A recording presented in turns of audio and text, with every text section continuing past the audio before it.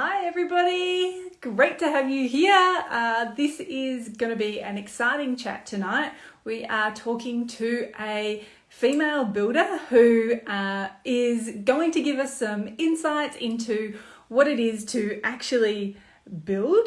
We're going to be talking about all of the different things. We'll talk about her career. She's a pretty incredible person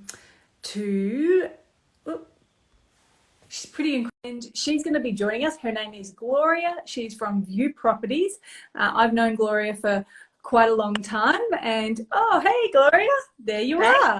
Oh, love the fro. Thank you. Embracing my curves. Oh, I love it. How are you? I'm great. Thanks. Thanks for having me tonight. I'm very excited. No, Very honored. you're very welcome. Yeah, I see you have a lovely herringbone wall there. Is that a marble herringbone wall? It is. This is my fireplace. So Wow. you said be comfortable. So I found the most comfortable spot in my house. So I threw the fire on tonight and I'm ready to talk building. Excellent. And I feel like you've started on a great foot by showing us that you have a fireplace with a really fancy surround. Correct. You know, all that herringbone marble is lovely. It is. It's a very nice feature, but it's also very homely. It's how I like to design.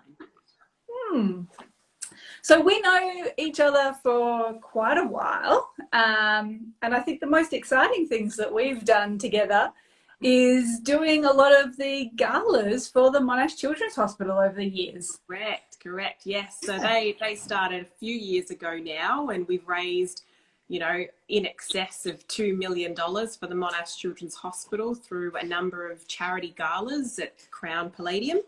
A lot of charity work. It's been such a fun thing to do. A side project is kind of what it started off as.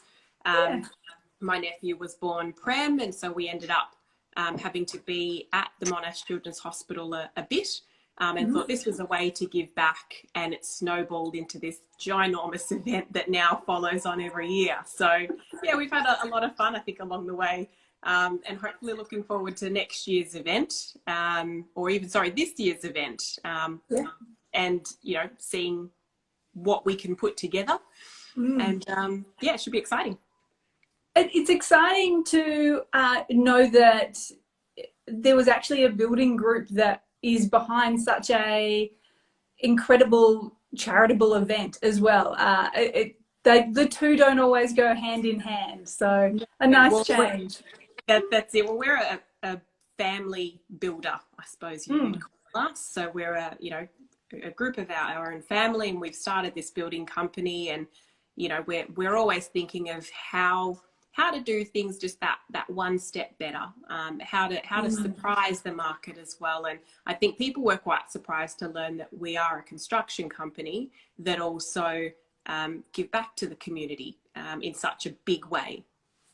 Yeah, and certainly you are very impressive. I mean, when I have said to a few people, and I've had a few clients call over the week sort of saying, on that last Insta Live you did, you mentioned a female builder is going to be on next week. Is that true? I'm like, yes. I feel like I should give a little bit more of a backstory. So I've got two children. I've got a 10-year-old and a 6-year-old. And all those years ago, when I needed to go on mat leave, I then needed to come back to work, and I needed to find something that was flexible. And I ended up finding contracts administration. So that's my background, is the admin side of building a house. What are all of the papers? What are the documents? What's the process that has to happen in order to build a house? And when I built my first, I was nearly 19, 20 years old when I built my first property, and it just sort of went straight. And then after it was done, I was obsessed with what just happened. How do I replicate it? I need to know more. And then I got obsessed. So for the past nearly 15 years, I've been obsessed with building, so that, how it works, and then how it translates to the construction side, and who is involved and how do they all work together. I have quite a corporate background as well. There really are just a lot of different components, and certainly coming, I guess, from that paperwork side of things is probably quite a unique advantage, because it is very process driven, as much as it has this look from the outside of, oh, you know, people just turn up with tools and somehow there's a frame and there's concrete and everything kind of gets waxed together. There is a very clear process that happens, and certainly even from the lending side, there is a very clear process that happens around purchasing land and then actually building, which is very unique, I think. It is. And that's part of, so I'm a project manager with View Properties. So my role is to create unique experiences for clients that are trying to build their first house or their 50th house or whatever other project they're trying to take on. And you're right, there is such a process involved that if you can understand how the process comes together, you can almost work with it to make it work towards your project. So for example, if you're trying to, you know, sell your house and then you've got to move into this next house and you've got to wait for it to be finished building, there's a whole process of, you know, finishing construction and selling furniture and hiring removalists, and there's all of these other little bits and pieces that come into play. But if you can put them in the right order, then you can actually enjoy the process. And that's what I love to see when new clients, you know, they get so excited because it's actually a fun thing to do, building a house. I've heard some pretty bad horror stories over my years, but to see someone move in, give them the keys at the end, and for them to say, I really enjoyed it, let's do it again, is awesome. That's pretty unique. It is absolutely. I think I hear more of the horror stories than I do the smooth sailing wins in this space. So perhaps you could actually tell us, if you can remember, some of the, perhaps maybe the worst, like the biggest horror story that you know of. Let's start there and then let's talk about how it can go smooth. I don't know that it's necessarily one. I feel like I come up time and time again with the same ones. And so I'll sort of group them. Okay. I tend to get a lot of clients, you know, that have tried to do this process on their own. And they get to a point where either it's become a second job for them, because no doubt they've got their own family, they've got a job, but now they've decided to build a house and they need to learn everything about it and make sure they're not being, you know, taken down the wrong path, make sure they're spending the right amount of money, etc. And, you know, that they get overwhelmed. So that for me is probably a good bulk of the horror stories, is that they go down this path and they think they're doing so well, and then they might hit a road bump and they're disheartened and they don't want to, you know, it becomes a burden. Yeah, okay. And what would you say are some of the common, I guess, some of those common road bumps that you see clients coming across? And certainly as I was thinking about this, and I just did a short live on TikTok, and I remembered talking to you at one point around when you've bought a block of land, and then if you haven't had the builder actually check that block of land, and then if you've got giant boulders or huge rocks or bits of wood, roots from trees in the actual block of land where the house is meant to go, just the added costs that then can throw up. For sure. But there's actually more than that, isn't there? That's a good starting point. I think we could talk about building forever, and every time I'm at a barbecue or at the coffee shop, I'm talking building because people know what I do and then they ask questions. But yes, a good. So we're going to come back and do another one of these, I think. A good starting point is the land. So quite often a client may come to me and say, hey, I've bought a block of land, now I'm ready to build a house, one of my first questions are, what's the purpose of what you're trying to do? Because that's... do you mean like, is it a home to live in, or is it an investment property? Correct, because that gives me an indication of what do we need to put into this project. Are we just trying to get the bones and make it, you know, appealing to the market in order to sell as an investment, or put a tenant in? Or do you want this to be your dream home? In which case, do you want to custom design it? How do you want to live in it? And those help steer the conversations. But with regards to land, like I said, if someone comes to me and says, I've bought a block, I'm ready to do it, I go, great. Tell me what your purpose is. And they might say, I want to build my dream home, and, you know, here is the lot number. With that, we obviously do a lot of investigation into the features of the land. So it might not seem it, but a block of land, a patch of dirt that you've bought has features, and they include the boundaries, so how big your block is, its orientation, so where north is and where you'll get your natural sunlight to your living rooms. It might have an easement, which is a sewer line that might run through your property. These things, depending on where they are on your block, can impact the type of house that needs to fit.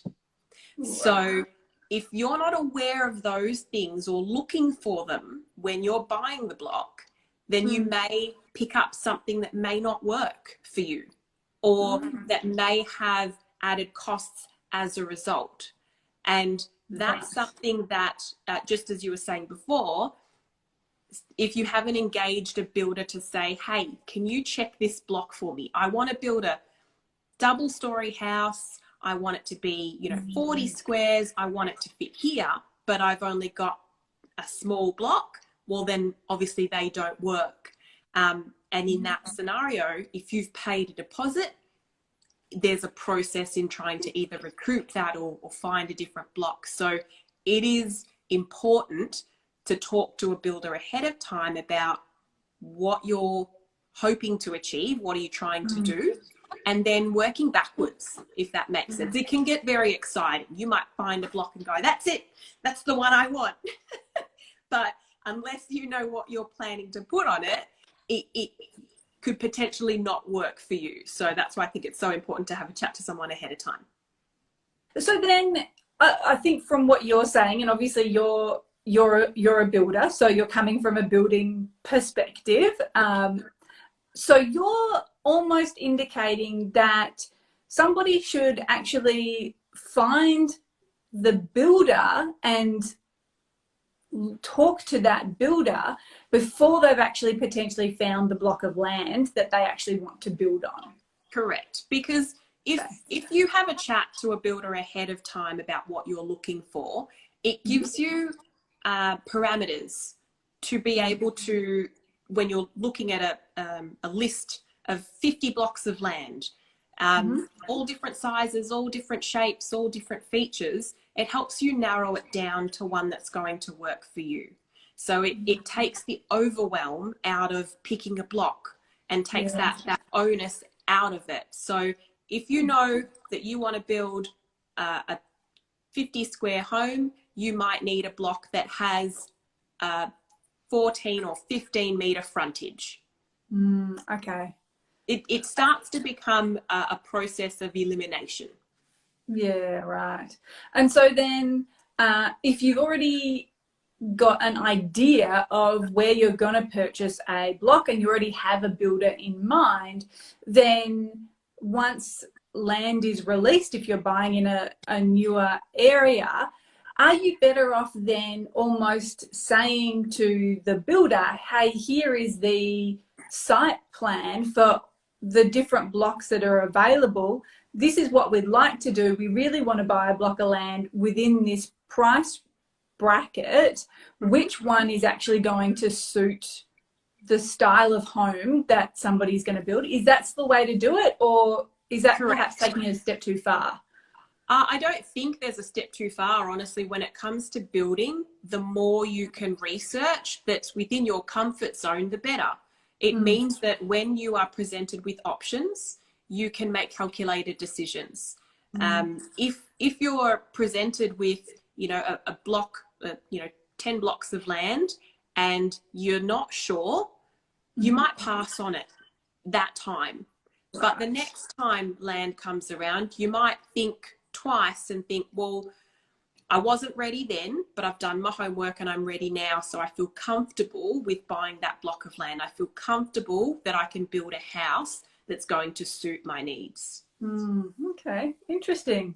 So then from a builder's perspective, when somebody comes to you and they've either already purchased the block of land, or perhaps the other thing would be that they've got a few different blocks that they are considering, and they're seeking your advice on which is going to be a suitable block of land to then build on, is there anything in particular that you as a builder is actually looking for when you're looking at those blocks of land? Like you talked about the boundaries and the orientation and some of those features, but is there anything else that they're looking at?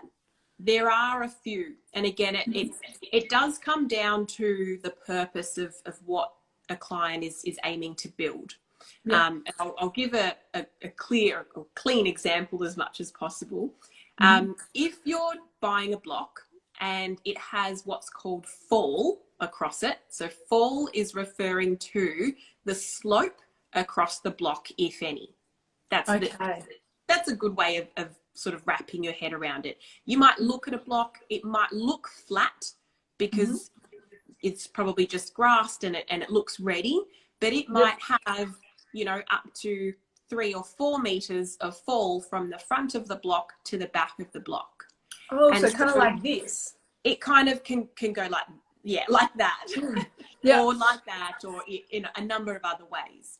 And so what that means is that as a builder, the simplest way of building a house is on a flat surface. So you need a flat block as much as possible. If you've got a flat block, it can significantly reduce the site costs. Site costs relate to if you have to excavate, so if you have to cut some of the block to make it flat, if you have to add additional reinforcement into the soil because it might be really moist and wet and not, you know, be sufficient enough to hold a slab. So and that's like drills into the ground, or is that retaining walls? It can be retaining walls. It can be board piers, which are similar to what you might see at a shopping centre underground car park. The concrete piers that are underneath, they're also called piers. So a similar structure, but just for a house. So if you're wanting to use the land to help make your custom design, well, then that's possible. But if your budget is restricted and you need to spend a certain amount on a house, well, then that tells us that you should be looking at a block that maybe has a little less fall, you know, that might be slightly wider, in which case you've got more of a say as to where the house is positioned. And so that can help navigate the budget constraints of a build for a client. Or if they want, you know, say a really big backyard, but there's fall, you might have to have a retaining wall and you lose that backyard. So these things are so important to talk about at the start, and just narrow down what are the essentials, what are the non-negotiables, and then searching, you know, testing, having a look at a particular block and going, does it tick this box for me? Does it tick that box for me? If it does, and you get to the end, well then you found your block. That's a lot of things to tick just to get the block of land. I mean, for me, obviously, I'm on the lending side, so all I see is one day there is a build contract that appears in my email box, and I certainly know that from when somebody has purchased the block of land to, you know, when that build contract turns up, there's a fair amount of time that passes. There is. Look, some clients can spend years trying to find the perfect block, and there's no pressure in picking a block today and starting to build tomorrow unless there are other circumstances. So I usually tell clients, you know, if this isn't the right one, if it doesn't feel right, well, then we'll wait for the right one to come along. And then when you move in, you've got your keys, you will feel so much more content that you waited, that you did your research, and that you're happy with what you've purchased. Yeah, it's a very different process to if you buy an existing house, that's for sure. Absolutely. There is a lot more involved, and then you get to the fun part of the actual design. So when does that part actually happen? So does that part happen after the block of land has settled and you start then working through, this is what we want the house to look like, this is how many bedrooms, this is what I want, you know, the faucets to look like? Faucets. Taps. Taps. Taps. We're in Australia here, Edwena. I know. I don't know where that came from. I was thinking tiles as well. Look, to be honest, there's a mixture of things that happen. Like I say, people get very excited about building. When you think building, you think of taps and tiles and feature tiles and fireplaces, and there's a lot. So my role as the project manager, so I look after clients from, hey, I'm looking to buy a block of land and build a house, to here are your keys. So I look after my clients the whole way through. And the reason I do that is because there is in the current market, there isn't enough of that. Most builders will sort of let you make the decisions, and if you forget something, then it's on you. Whereas the experience I like to provide is more around, let's think of, you know, what can actually go into your house. Let's think of your wish list, and let's think of how we can make those things happen. So once the client's found a block of land, they may already have a wish list, you know, that they've been carrying in their back pocket for the past couple of years, waiting for the right block. And now we're at a point to look at it. So the design part can start ahead of time.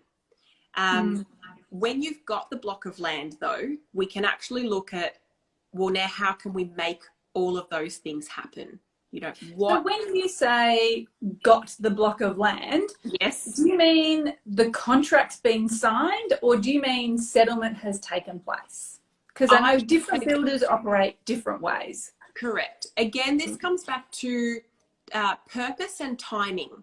So it depends on the individual's time frame. For example, if you are a first home buyer, you're living at home with mum and dad, you've got no need to move out straight away. You've bought a block of land and it's not going to be ready until next year. Well, there's no hurry. There's no hurry to finish all of your plans and color selections and everything right this second. You can wait. So it means that you've perhaps signed a contract with a land developer, paid a deposit of approximately 5 to 10%, depending on the developer themselves, and you're waiting for the land to be ready. So that time that you're waiting can be used to start the process of design. It means that when the time comes and you're going to settle on a block of land, that pretty much straight after settlement happens, you're ready to start building. What that means for the client is they're paying less interest on their land loan because they're getting into the property a lot quicker. Does that make sense? Definitely, yeah. So because what we often see is, again, lending, that's obviously all I know, is that once the land settles, the land through building your own home, the land component will stay interest only for that entire time. And as the build goes through the different stages of construction, it continues to be interest only, but obviously it's increasing incrementally as the builder is getting paid for each of those stages. Correct. So no, that makes complete sense that you would most definitely want your house faster so that you can live in it and then pay it off.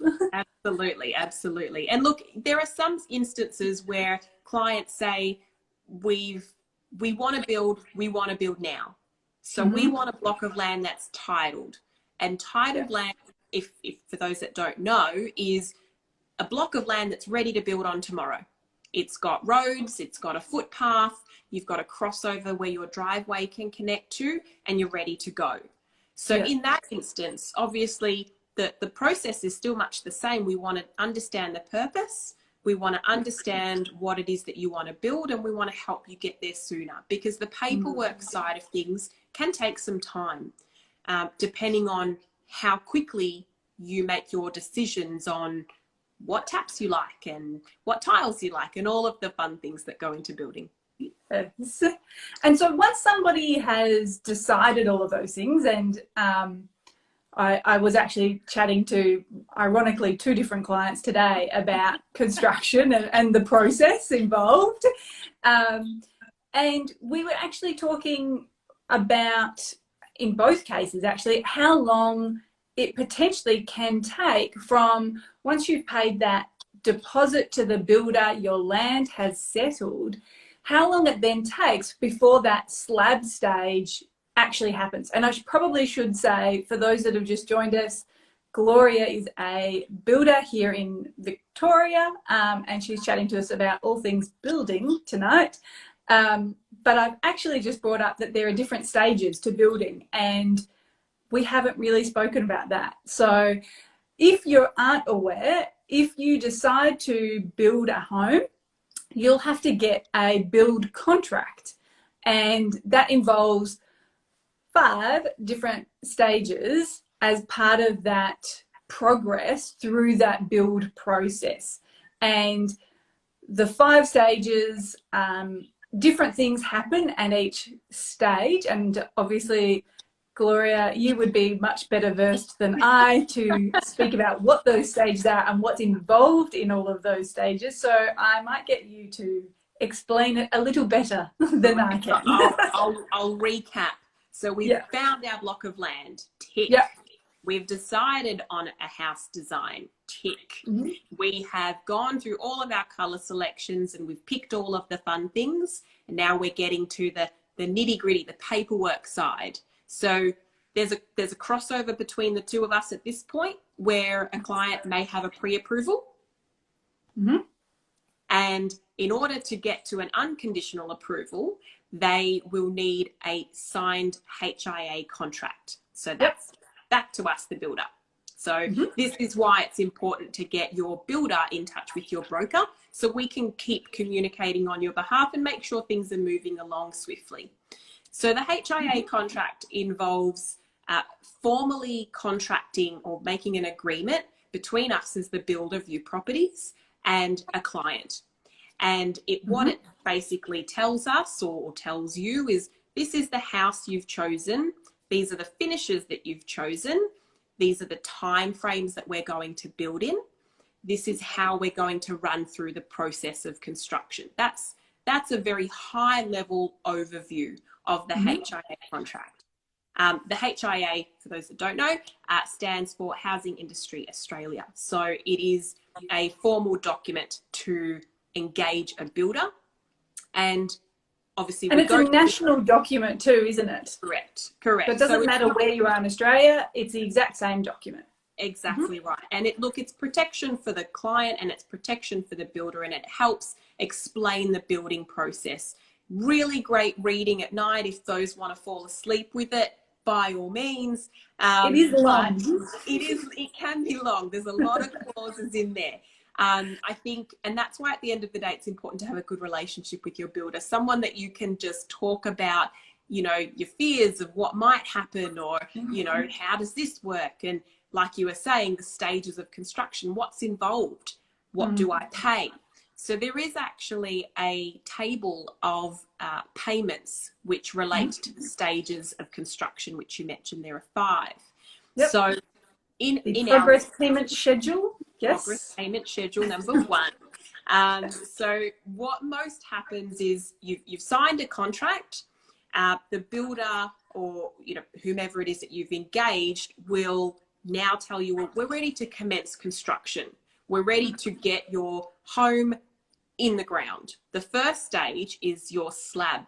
Now, if you've organised your settlement of your land and it's happened quite swiftly, and you've timed signing your contract and your unconditional approval with the lovely Edwena, then you end up coinciding the two pathways and basically getting to construction. So within usually a few weeks, give or take, of signing a contract, you should be on site. And on site means excavation. That's the first thing that happens. It's called a site cut. Then within a couple of weeks, the slab is poured, usually weather depending. We've always got that clause in there. If you're trying to pour a slab in the middle of winter, sometimes it can take a little bit longer. But at the end of the day, as long as that communication is up, everyone knows where things are heading.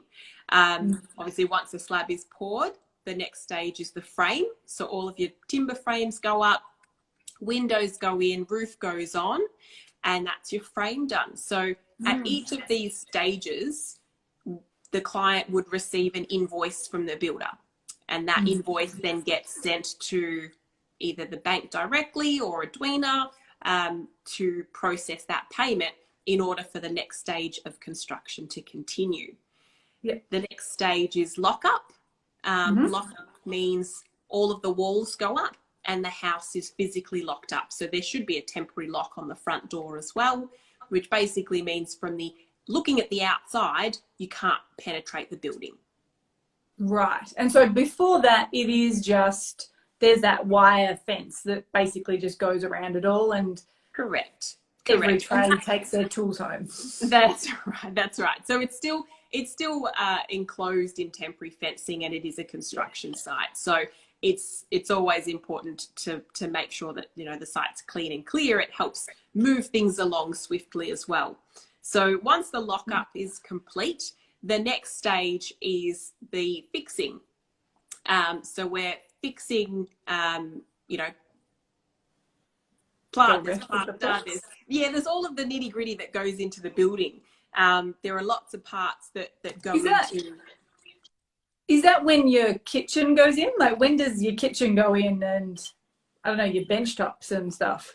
The kitchen does go in around about that stage. So fixing stage covers quite a broad amount of construction items. So you've got your cabinetry that goes in. There are tiles that go in. It's actually putting together. That's probably the most exciting part of the build, where you actually get to see your colours come together. You know, the tiles that you've picked, the tapwares, they all start to come together. And at that point, does the client at that point get to walk through and actually see all of those things starting to come together? I mean, if you walked through your home at that particular point in the build process and you didn't like those herringbone marble tiles above your fireplace, which are lovely, but if you didn't like them, would you be able to change them at that point, or it's basically just done? That's it? It depends on the builder. There is within the HIA contract a clause that refers to variations. So a variation is throughout the construction, should the builder need to change something, say a tile's discontinued and you need to reselect, there would be what's called a variation. So an agreement between the two parties that say we're changing it from this product to that product. If a client decides, hey, I don't love what I've picked, a variation can very well still happen, provided that both parties agree, and obviously agree on the costs involved as well. Yeah, okay, interesting. All right, so the fixing stage has happened.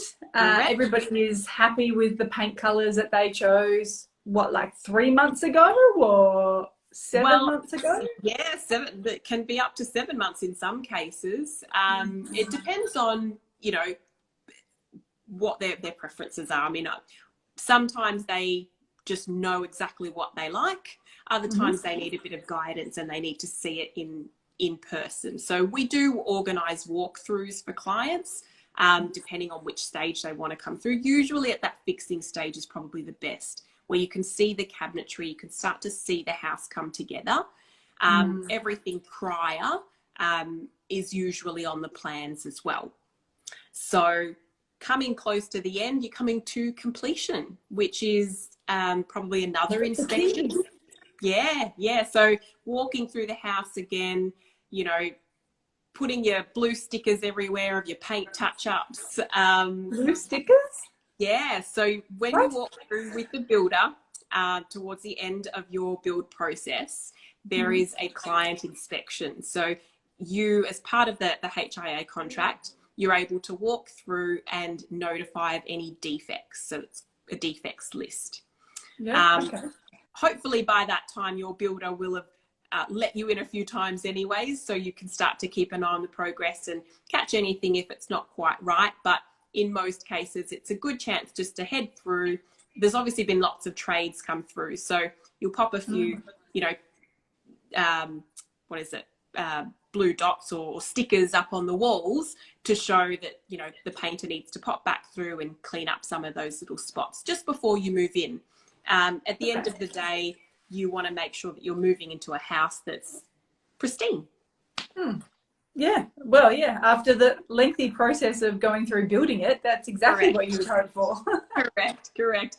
And look, towards the end, I think we'll touch on the finance side as well. So coming towards completion, again, the builder, the client and the broker are working together to make the handover happen. So handover is my favourite part. My favourite part of building. Why? Tell me why. I love people's excitement. You know, they've gone through this, because I do it every day of the week. And so I know how it's going to turn out. I can visualize colours in my head, and I'm excited for the client to see what we've been working on for maybe months or maybe even years, you know, for them to finally have that key that it's theirs, and they no longer have to work on picking tiles and picking paint colors and worrying about will it all work and will it all come together. So it's just such an exciting time, and I love handovers always. Interesting. So then from your perspective, and because I mean, as a builder, you've been in the industry for a really long time. You have worked for volume builders as well as obviously now family boutique builders, but I think everything in between. So in that time, what's the fastest that you've actually seen a house be built in? And what's the longest you've seen it take? Can you recall? I can recall I once got a client that was an investor.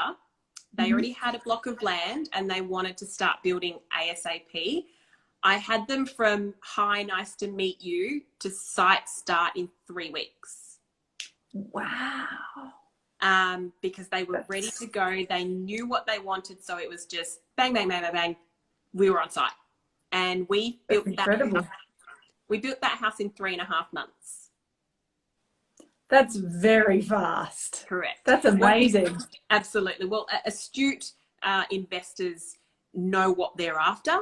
And so it was a very fast process. It was just tick the boxes, get us there, get us a tenant in there, and start getting rental return. Yeah. If you know what you want, I guess there's no reason why it take a long time. Correct. And then on the flip side, like you were saying, yes, I've worked for a lot of volume builders before. That's where I have a lot of experience in knockdown rebuilds and subdivisions and developments and townhouses. So there's a lot going on up here. That's why you're here tonight, sharing it all with us. That's it. Well, I can't take it all with me, so I like to share it to whoever wants to listen at any barbecue. That's my role. I think the longest a project has taken has been sort of 3 to 4 years, mostly because of town planning. So if a client is wanting to build a house and they want to build it outside of the normal building regulation code, and we're asking special permissions to do that, it can take a long time to get those approvals through. So it's a lot of paperwork, a lot of time. But if it's what the client wants, then I guess they're willing to wait. They're willing to wait, exactly right. They'll be happy with it when they're done, or at least they know the answer as well, depending on the result. Yeah, that is extraordinary. Wow. All right. So you mentioned the finance side of things. Now, obviously, I know the finance side of things from getting the loan approved and getting it unconditional and the progress payments that then happen to the builder. But there is other stuff that I don't see that you would see that happens. Correct. So from I suppose a finance advisory side, is that sort of what you're referring to? I was actually thinking more about a lot of the photos that need to get taken to confirm everything is actually happening, and that keeps the bank happy so that the bank will keep on paying your invoices. Correct. Well, look, each bank is a bit different. So I've dealt with many banks over the years, and look, to be honest, they're not all the same. No, so not at all. Usually what happens, well, with View Properties, we have an online portal for our clients. So when they start building with us, they can monitor the progress of construction remotely. So if they're locally, if they live locally, great. If they don't, it means they can still keep track of it. So we upload photos for clients of different stages for that particular purpose. We're preempting that any bank at any time could want to see the progress of construction.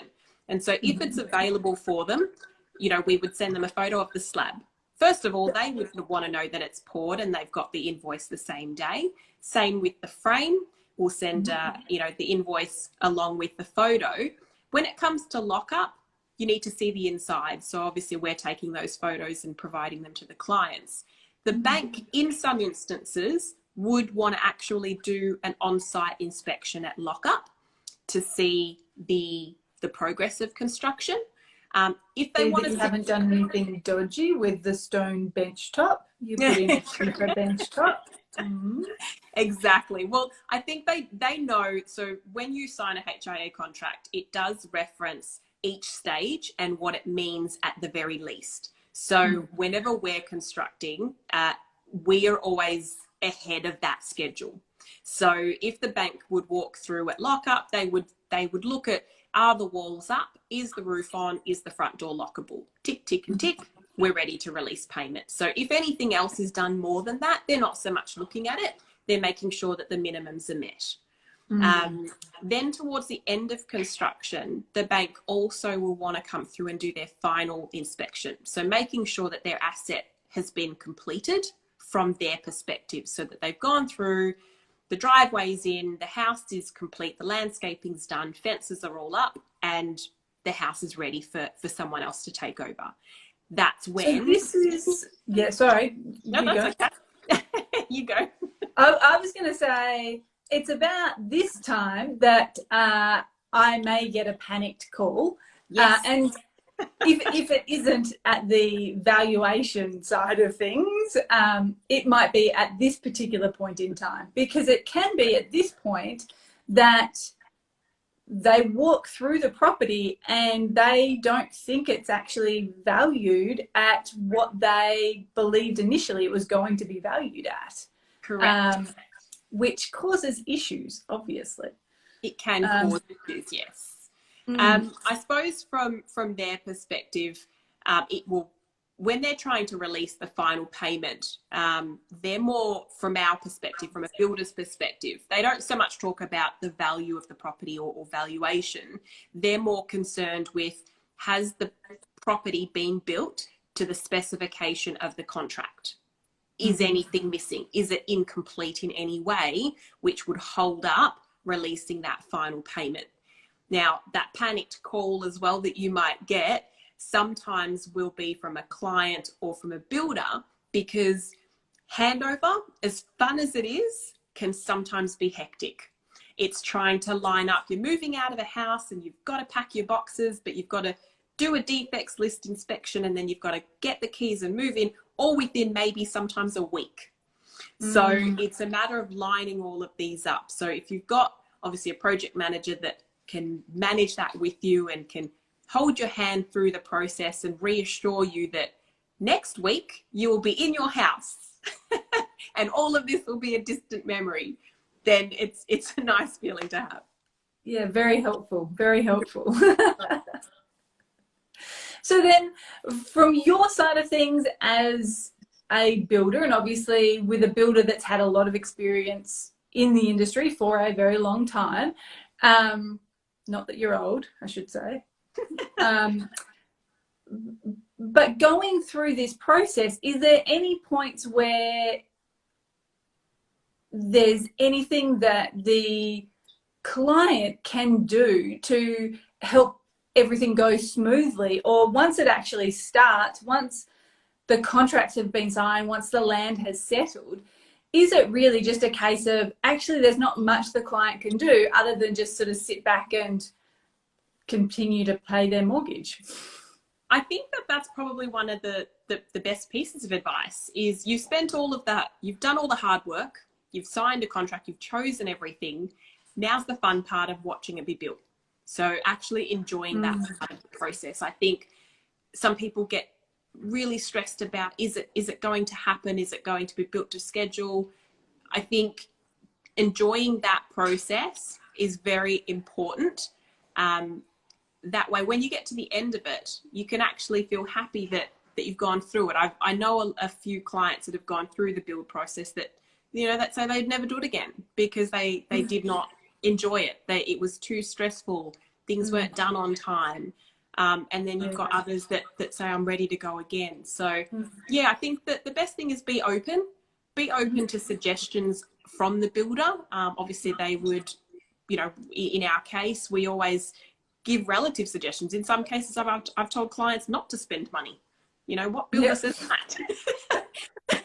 You know, I've had a client that say, you know, that they wanted to install exposed aggregate to their alfresco.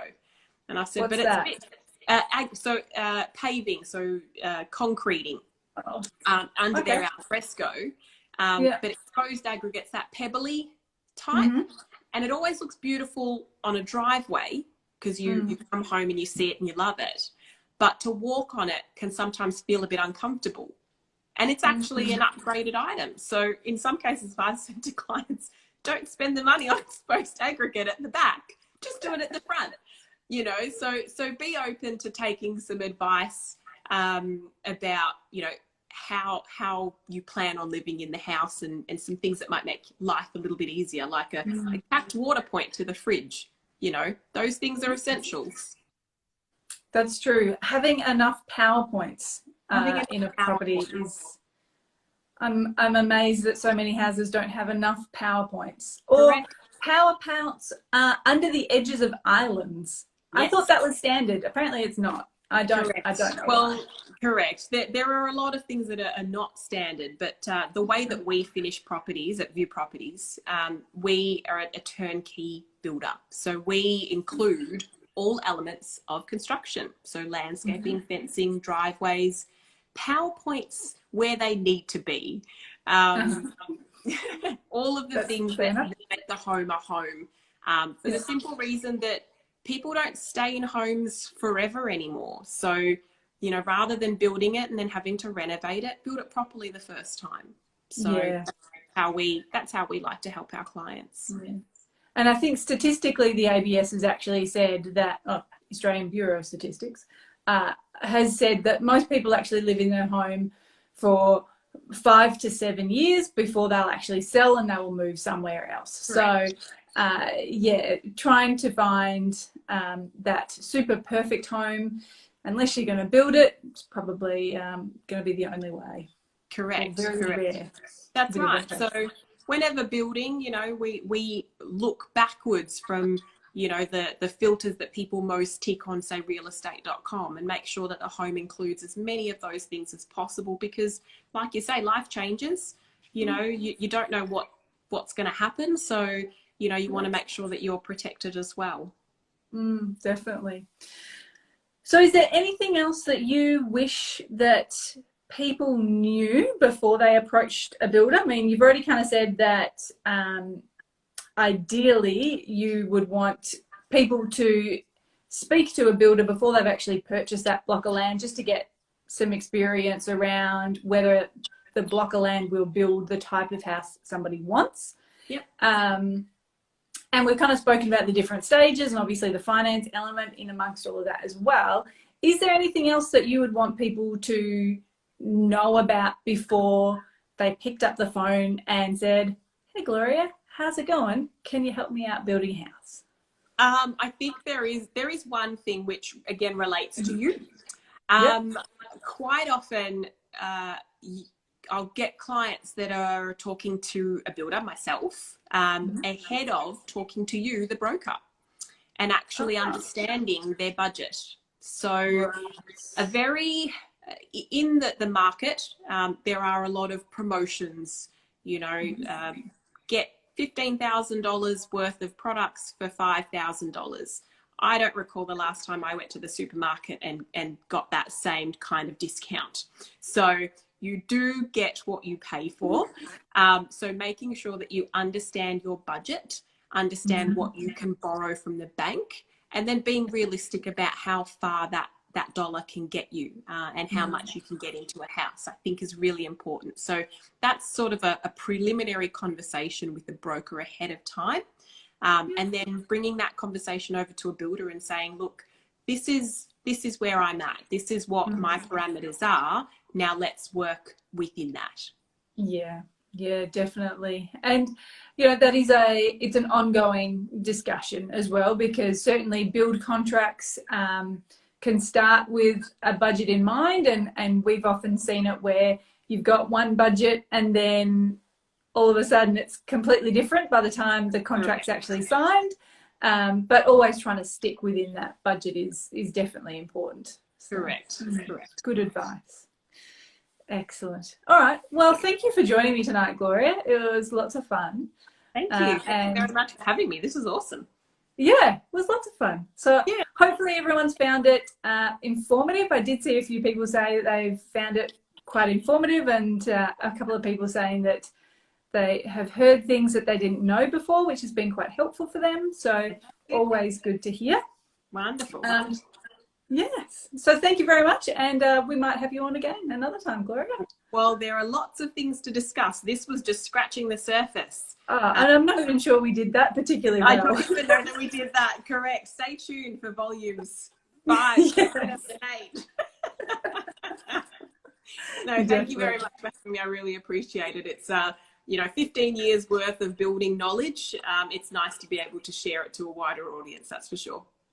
Yes, lovely. All right, well, enjoy your evening, and thank you everybody for joining us tonight, and we will see you all again soon.